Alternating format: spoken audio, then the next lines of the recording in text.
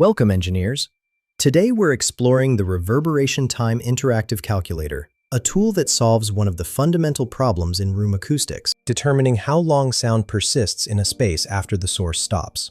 This calculator features 6 calculation modes. First, calculate RT60 using the Sabine equation. Second, calculate RT60 using the I-ring equation. Third, calculate required total absorption. Fourth, calculate required room volume. Fifth, calculate average absorption coefficient. And sixth, calculate material area needed. For our demonstration, we'll use calculate RT60 with the Sabine equation. The input fields include room volume in cubic meters, total surface area in square meters, total absorption in sabins, average absorption coefficient, target RT60 in seconds, material absorption coefficient, and existing absorption in sabins. Let's work through a practical example. I'll select Calculate RT60 Sabine equation from the dropdown. For a medium-sized auditorium, I'll enter room volume as 850 cubic meters.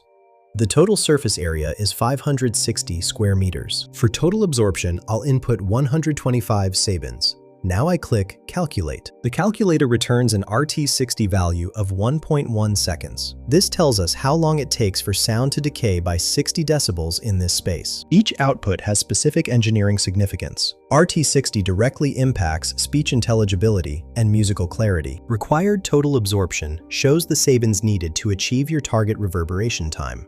Required volume indicates the space size for desired acoustic. Average absorption coefficient represents overall surface efficiency.